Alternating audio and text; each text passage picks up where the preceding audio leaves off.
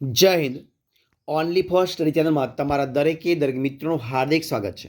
તો આજે આપણે વિડીયોમાં જોવાના છીએ કે પોલીસ કોન્સ્ટેબલ 2024 પીએસઆઈ 2024 મિત્રો જે પરીક્ષા આવી રહી છે અને એના માટે મિત્રો ભારતનું બંધારણ જે મિત્રો છે ભારતનું બંધારણના મિત્રો ટોપિક પૂછાતો હોય છે અને એની અંદર જે પોલીસ કોન્સ્ટેબલ છે એનીમાં મિત્રો બંધારણનું મિત્રો ટોપિક છે 30 માર્કનું પૂછાવાનું છે અને પીએસઆઈની અંદર 25 માર્કનું પૂછાવાનું છે. તો આ પ્રશ્નો આવવાના છે.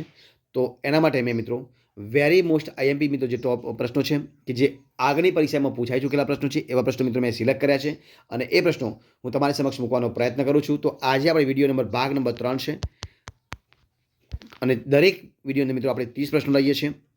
વિડીયો પૂરેપૂરો જોજો કે જે તમને પરીક્ષામાં ખૂબ જ ઉપયોગી નીવડશે અને વેરી મોસ્ટ આઈએમપી પ્રશ્નો એમસીક્યુ પ્રકારના પ્રશ્નો છે. તો શરૂઆત કરીએ આપણે વિડીયોની. જોઈએ ભાગ નંબર 3 અને આજનો પ્રશ્ન કે સંરક્ષણ દળોના સર્વોચ્ચ વડા કોણ હોય છે? તો જવાબ આવશે ઓપ્શન બી. કોણ મિત્રો? ઓપ્શન બી જવાબ આવશે રાષ્ટ્રપતિ. ઓપ્શન બી જવાબ આવશે રાષ્ટ્રપતિ હોય છે. ઓપ્શન બી જવાબ. જોઈએ પ્રશ્ન આપણે આગળ કે રાજ્યના મુખ્યપ્રધાન એટલે કે મુખ્યમંત્રીની નિમણૂક કોણ કરે છે? તો જવાબ આવશે ઓપ્શન ડી રાજ્યપાલ કરે છે. કોણ કરે છે? ઓપ્શન ડી જવાબ રાજ્યપાલ કરે છે. ઓપ્શન ડી જવાબ આવશે રાજ્યપાલ. પ્રશ્ન આપણે આગળ ચર્ચા કરીએ. લોકનાયક શું છે પ્રશ્ન? લોકનાયક જયપ્રકાશ નારાયણે ગ્રામ પંચાયતને મંત્રીમંડળ અને ગ્રામ સભાને ખાલી સાથે સરખાવ્યા છે અને આ પ્રશ્ન GPSC social welfare officer class 2 તારીખ 25/2/2017 રોજ જે પરીક્ષા લેવાઈ હતી એમાં પૂછાયેલો પ્રશ્ન છે. તો લોકનાયક જયપ્રકાશ નારાયણે ગ્રામ પંચાયતને મંત્રીમંડળ અને ગ્રામ પંચાયત અને ગ્રામ સભાને ધારાસભા સાથે કોની સાથે? ધારાસભા સાથે સંકળાયેલા છે એટલે કે સરખાવ્યા છે ધારાસભા સાથે. જવાબ આવશે ઓપ્શન સી ધારાસભા. પ્રશ્ન આપણે આગળ ચર્ચા કરીએ.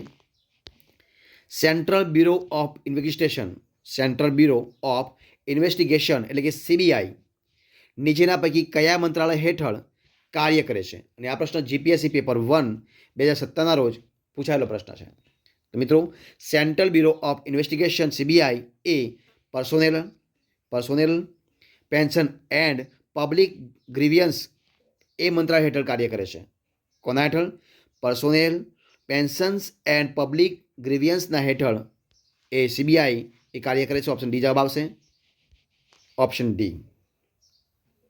પ્રશ્ન આગળ જોઈએ આપણે કે ભારતની રાષ્ટ્રપતિની ચૂંટણીમાં દરેક સંસદ સભ્યના મતનું મૂલ્ય કેટલું છે? અને આ પ્રશ્ન જીપીએસસી પેપર 1 2017 પૂછાયેલો પ્રશ્ન છે મિત્રો.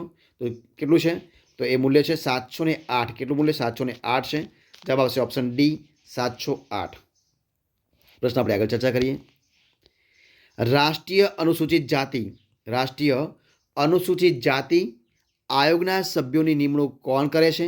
અને આ પ્રશ્ન જીપીએસસી ક્લાસ 2 તારીખ 18/12/2016 રોજ પૂછાયેલો પ્રશ્ન છે. તો રાષ્ટ્રીય અનુસૂચિત જાતિ આયોગના સભ્યોની નિમણૂક કરે છે રાષ્ટ્રપતિ. કોણ કરે છે? ઓપ્શન સી જવાબ આવશે રાષ્ટ્રપતિ કરે છે. ઓપ્શન સી જવાબ રાષ્ટ્રપતિ. પ્રશ્ન આપણે આગળ ચર્ચા કરીએ કે અધ્યક્ષ અને ઉપાધ્યક્ષ ડેપ્યુટી સ્પીકર બંનેની ગેરહાજરીમાં ગૃહનું સંચાલન કોણ કરે છે? તો મિત્રો એ કરે છે સ્પીકર્સ પેનલ સભ્ય. ઓપ્શન એ જવાબ આવશે સ્પીકર્સ પેનલ સભ્ય. તો ઓપ્શન એ જવાબ આવશે સ્પીકર પેનલ સભ્ય. ઓપ્શન એ જવાબ. પ્રશ્ન આપણે આગળ ચર્ચા કરીએ. ભારતની સર્વોચ્ચ અદાલતમાં ન્યાયાધીશ તરીકે નિમણૂક પામનાર પ્રથમ મહિલા કોણ હતા? અને આ પ્રશ્ન GPSC social welfare officer class 1 જે છે એની અંદર તારીખ 1/1/2017 જે પરીક્ષા લેવાઈ હતી એમાં પ્રશ્ન પૂછાયેલો પ્રશ્ન છે. તો ભારતની સર્વોચ્ચ અદાલતમાં ન્યાયાધીશ તરીકે નિમણૂક પામનાર પ્રથમ મહિલા મિત્રો હતા શ્રીમતી એમ ફાતિમા બીબી. ઓપ્શન બી જવાબ શ્રીમતી એમ ફાતિમા બીબી જવાબ આવશે. ઓપ્શન બી જવાબ. પ્રશ્ન આપણે આગળ ચર્ચા કરીએ. ભારતનો રાષ્ટ્રીય નારો કયો છે? તો એ મિત્રો એક નારો છે જય હિન્દ. ઓપ્શન એ જવાબ આવશે જય હિન્દ એ ભારતનો રાષ્ટ્રીય નારો છે. જવાબ આવશે ઓપ્શન એ જય હિન્દ. પ્રશ્ન આપણે આગળ ચર્ચા કરીએ. મુખ્ય માહિતી કમિશનર અને માહિતી કમિશનરોની નિમણૂક કરવા સારું રાષ્ટ્રપતિને ભલામણ કરવા માટેની સમિતિના અધ્યક્ષ કોણ છે? અને આ પ્રશ્ન જીપીએસસી ક્લાસ 1 15/1/2017 મિત્રો જે પરીક્ષા લેવાઈ હતી એ પરીક્ષામાં પૂછાયેલો પ્રશ્ન છે. તો મિત્રો મુખ્ય માહિતી કમિશનર અને માહિતી કમિશનરોની નિમણૂક કરવા સારું. રાષ્ટ્રપતિને ભલામણ કરવા માટેની જે સમિતિ છે એ સમિતિના અધ્યક્ષ હોય છે પ્રધાનમંત્રી એટલે કે વડાપ્રધાન હોય છે. ઓપ્શન એ જવાબ પ્રધાનમંત્રી. જવાબ આવશે ઓપ્શન એ પ્રધાનમંત્રી. જોઈએ પ્રશ્ન આપણે આગળ કે ભારતના બંધારણમાં સૌપ્રથમ સુધારો કયા કેસ સાથે સંકળાયેલો છે. અને આ પ્રશ્ન જીપીએસસી ક્લાસ 1 તારીખ 15/1/2017 રોજ પૂછાયેલો પ્રશ્ન છે. તો ભારતના બંધારણમાં પ્રથમ સુધારો અને એ કેસ હતો ચંપાકમ દોરાઈરાજન વી સ્ટેટ ઓફ મદ્રાસ. કયો કેસ હતો? ચંપાકમ દોરાઈરાજન વી સ્ટેટ ઓફ મદ્રાસનો મિત્રો જે પ્રશ્ન હતો એમની સાથે સંકળાયેલો પ્રશ્ન. જવાબ આવશે ઓપ્શન સી. જોઈએ પ્રશ્ન આપણે આગળ. ભારતમાં કયો દિવસ મૂળભૂત ફરજ દિન તરીકે ઉજવાય છે? તો મિત્રો જે 6 જાન્યુઆરી છે એ 6 જાન્યુઆરી ભારતની અંદર મૂળભૂત ફરજ દિન તરીકે ઉજવવામાં આવે છે. તો જવાબ આવશે ઓપ્શન એ 6 જાન્યુઆરી. પ્રશ્ન આપણે આગળ ચર્ચા કરીએ. ખાલી જગ્યાથી માંડી અને ખાલી જગ્યા સુધીની વસ્તી ધરાવતા ગામમાં ગ્રામ પંચાયતની રચના કરવામાં આવે છે. તો મિત્રો શું જવાબ આવશે? તો 500થી માંડી અને 25,000 સુધીની મિત્રો જે વસ્તી ધરાવતું જે ગામ હોય એ ગામની અંદર ગ્રામ પંચાયતની રચના કરવામાં આવે છે. જવાબ આવશે ઓપ્શન બી 500થી 25,000. પ્રશ્ન આપણે આગળ ચર્ચા કરીએ. વિશ્વની સૌથી મોટામાં મોટી લોકશાહી ધરાવતો દેશ કયો છે? તો એ છે આપણો દેશ ભારત. ઓપ્શન એ જવાબ આવશે ભારત. ઓપ્શન એ જવાબ. જોઈએ પ્રશ્ન આગળ. રાષ્ટ્રીય માનવ અધિકાર આયોગના પ્રથમ અધ્યક્ષ કોણ હતા? અને આ પ્રશ્ન GPSC social welfare officer class 2 તારીખ 25/2/2017 રોજ મિત્રો જે લેવાઈ હતી પરીક્ષામાં પૂછાયેલો પ્રશ્ન છે. તો રાષ્ટ્રીય માનવ અધિકાર આયોગના સૌથી પ્રથમ અધ્યક્ષ સૌથી પ્રથમ અધ્યક્ષ હતા ન્યાયમૂર્તિ રંગાથ મિશ્ર. કોણ હતા? ન્યાયમૂર્તિ રંગાથન મિશ્ર. જવાબ આવશે ઓપ્શન એ. જોઈએ પ્રશ્ન આગળ આપણે. ભારતના પ્રથમ રાષ્ટ્રપતિ કોણ હતા? આ પ્રશ્ન જીપીએસસી પ્રિલિમ 2007માં પૂછાયેલો પ્રશ્ન છે. તો ભારતના પ્રથમ રાષ્ટ્રપતિ હતા ડોક્ટર રાજેન્દ્ર પ્રસાદ. કોણ હતા? Doctor Rajendra Prasad. Option C જવાબ. Doctor Rajendra Prasad. Option C જવાબ.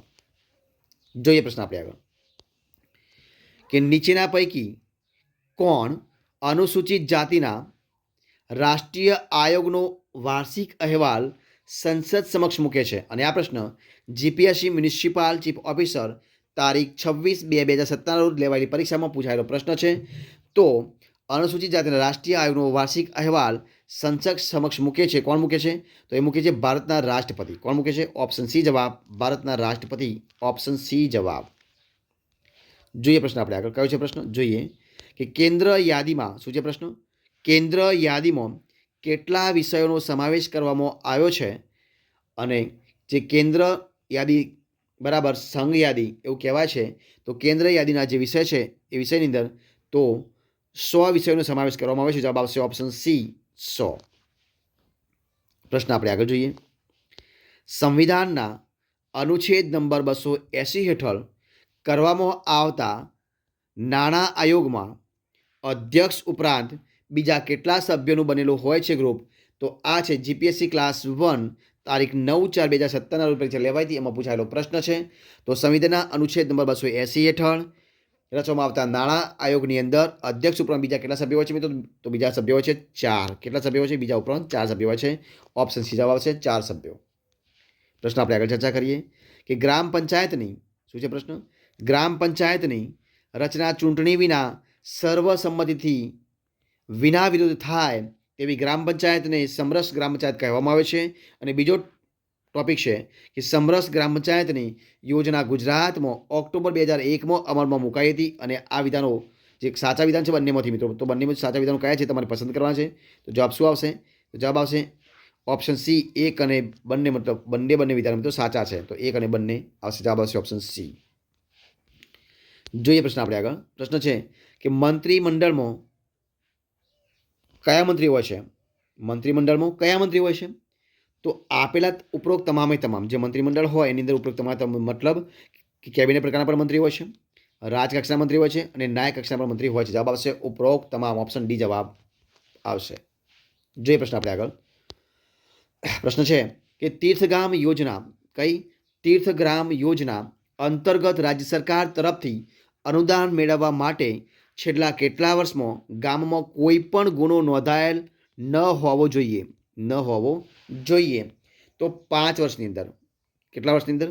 5 વર્ષની અંદર કોઈ પણ ગુનો નોંધાયેલ ન હોવો જોઈએ. જવાબ આવશે ઓપ્શન સી 5 વર્ષ. પ્રશ્ન આપણે આગળ ચર્ચા કરીએ.